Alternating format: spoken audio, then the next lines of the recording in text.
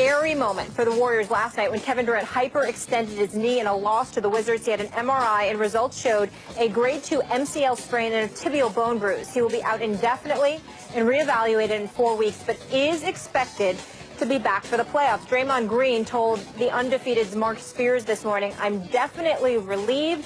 I thought it would be way worse. Being away week sucks, but we will take that over what we initially thought." Stephen A., how concerned are you about KD's injury? I'm very concerned about it simply because I have sources outside of the Warriors who are telling me they're hearing that the injury may be even more severe than is being let on, and that who knows what could happen to Kevin Durant in the postseason. Having said that, I have to lean on what I'm hearing directly from the Warriors, and that is that the grade 2 MCL sprain and tibial bone bruise is what it is, that he's going to be out for the rest of the regular season, but he will be back for the playoffs. That's their stance. That's what they believe. They're certainly not counting him out for the rest of the season, and we have to go by that right now, in fairness to the Warriors. That's what they're reporting. That's what they put out for us all, and it is what it is. I would ask this, though. Kevin Durant is a slim individual. Those legs are pivotal to him. No, he doesn't have to jump out the gym or anything, and it doesn't stop him from getting off his perimeter shot. But playing for the Golden State Warriors with a knee injury is quite different, Max, than, let's say, if you were playing with the Bad Boy Pistons or the New York Knicks or what have you. You know, when you're playing with a physical, slow, and methodical team, even with those leg injuries, it's far different than when you're a run-and-gun style of team and you're a run-and-gun style player. That's what Kevin Durant is. And the fact that it's a knee that's inhibiting him at this particular juncture is something to be concerned about. We'll lean on what the Warriors said. We got to take them at their word. But I could tell you, based on people that I've spoken to, that now I'm not talking about the Warriors because they said what they said, but people on the outside who have knowledge of those players, friends with those players and beyond, they say that the concern is far greater than it's being let on. We'll see. I am extremely worried about this, mainly because of the following, Stephen A. We argued at the beginning of this season, did Durant going to the Warriors ruin the season? And you said it did because we all know the finals. And I said regular season. Regular season. Right. And I said it didn't because it's going to be amazing to watch this thing unfold. And ultimately, we are going to get a finals that is a rubber match. That's a boxing term. It means one team wins one or one fighter wins one, the first contest, the other wins the next, the rematch, and the rubber match bounces one way or the other to make it 2-1. This was the rubber match, Warriors-Cavs. And the reason I loved it so much, for the era. This is like, what will this era be named for? Is it the Cavs era or the Warriors era? The reason it was so interesting to me was because the Warriors reminded me of the Dream Team. When, Michael Jordan, Larry Bird, and Magic Johnson, Charles Barkley, everyone, Patrick Ewing got together and stomped the world, right, for the gold medal. Well, that's not that interesting because, as you bring up, who are they beating? Angola? I mean, it's unfair. But what if, on the way to the gold medal round, the Dream Team knew the Redeem Team was waiting for them with LeBron and everybody? That's what these finals, that's how they captured my imagination. Not only a rubber match in a finals, which almost never happens, with the era at stake, but the Dream Team's going to play the Redeem Team.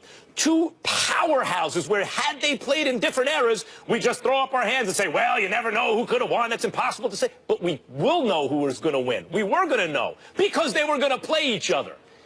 And now, Durant's catastrophic injury, if it indeed compromises him throughout the playoffs, or worse, takes him out of the playoffs and out of the finals, even if the Warriors should somehow get there without him, completely ruins that whole scenario. It ruins it. So not only throughout most of the regular season, this is all a foregone conclusion, but then just as you get to the best part, the payoff that people like me are arguing against people like you makes the regular season worth it, you don't get the final scene. This is it's devastating news, and I'm very worried about KD's health for that reason.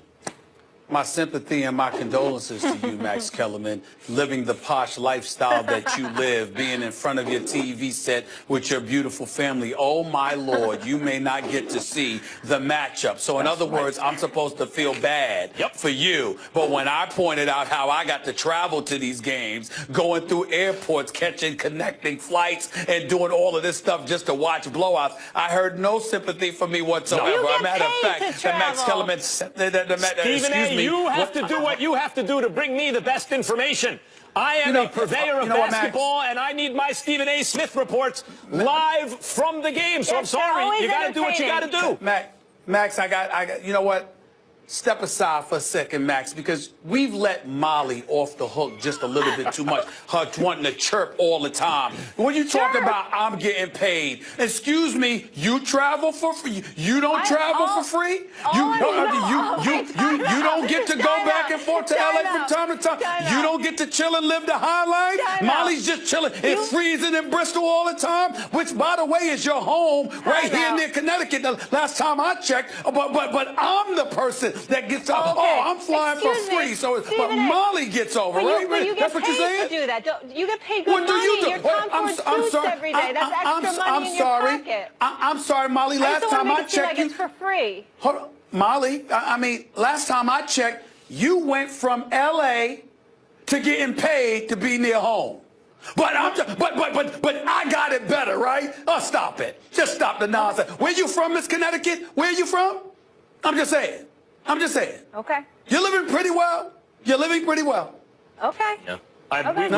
We have no sympathy for you, and don't Stephen get me started with you, Max. Don't you get me started with you. We need you there courtside, so you're going to have to do what you're going to have to do. I will be in front of the TV. Yeah, whatever. Right, it's interesting now because anybody can win now. Kevin Durant's out. It's interesting now.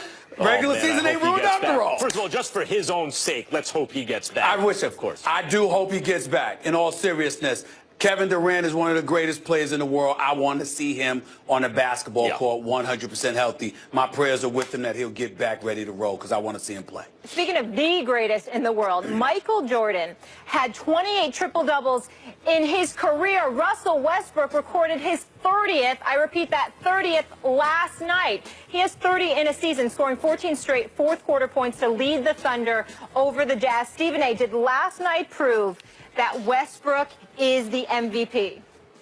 Well, it certainly didn't disprove it. I'm going to tell you I'm still a James Harden guy, but I'll also go as far as to say that if there's a co-MVP with him and Russell Westbrook, I'm not going to have a problem with it. I'm just looking at the Oklahoma City Thunder and what they are without Russell Westbrook, and it is night and day compared to what they are with him. You talk about a one-man wrecking crew. You got to remember that I'm the guy that covered practically actually not practically, but literally every game of the first 7 years of Allen Iverson's career and about 90% of his games for the first 10 years of his career. I watched a 6-foot guard from Virginia be a one-man wrecking crew on the offensive end of the floor night in, night out, and never thought in my lifetime I would see something like this again. And what I see in Russell Westbrook is a dude that is about 3 to 4 inches taller, about 20 to 30 pounds heavier, that actually is more of a ruthless competitor than even Allen Iverson. I cannot believe what I am watching. It is nothing short of sensational. And Russell Westbrook, I can't say enough about him. He has been unbelievable this year. I always say that Westbrook is, Kobe Bryant and Allen Iverson had a baby, and it was Russell Westbrook. I mean, what this guy is doing, he can't even be described like as matter. He's like made of photons. You need a wavelength to describe what he's doing. He's pure energy. It's amazing. That's why he's my favorite player. And I picked him before the season started to be the MVP, and I believe he will win the MVP. And based on the criteria that's used, I think he'll deserve it slightly over James Harden. That said, in a league where 16 out of 30 teams, over 50% of the teams, make the playoffs, and it's almost impossible for an MVP to come from a non-playoff team, I think it's foolish for us to give an MVP award right after the regular season and then just again in the finals. It ignores the playoffs. Given how long the playoffs are, how many games are played, and the conditions I just outlined, I think you have to wait till the end of the finals before you really know in a larger sense who the MVP is. I'm not saying Kawhi Leonard or Iguodala, because they won finals MVP, should have been the league MVP. I'm not saying that. But at the end of every season, even when Kevin Durant won it, even when Steph Curry won it back-to-back, they deserved regular season. But by the end of the finals, we all knew the real MVP of the NBA was LeBron James. So though Westbrook proved again, I believe he'll get it, and he's earned the regular season one by the end, in my view, LeBron James is always the MVP of the league until proven otherwise. Max, the only reason I disagree with your synopsis there is this. First of all, the regular season has to count for something, not just for the teams collectively in terms of their win-loss records, but individual performances. And secondly, and more importantly, there are guys that have been relatively average and really elevate their level of play in the postseason, and guys who have been spectacular during the regular season and diminish their level of play during the postseason. So what I would say to you is that it truly, truly is two different seasons, because you got back-to-backs, you got different opponents every night, whereas in the playoffs you got 7-game series and what have you. I don't like the notion of waiting until the postseason is over before league MVP. I say wait it all. Like LeBron, for example, is almost as good in the regular season. I would say he's better in the regular season than Westbrook, Harden, or anyone. But even if you want to argue statistically that it doesn't always show up, he doesn't play as many games, whatever. But he's right there. And then in the much higher leverage moments in games, he's the best. So when you add it all up, I just think he deserves the MVP every year. You're not wrong. I'm just talking about preference. You're not wrong. It's just that it's a preference. I like the two different seasons as opposed to lumping it all. As of right now, Westbrook or Harden, you're saying it's a tie, or Westbrook's pulled ahead now? I think it's a co-MVP right now. I would give him co-MVPs. Co-MVPs like Kobe and Shaq. We'll leave it there. Today is the first day of March and kicks off a very important month. I will explain next in my final take.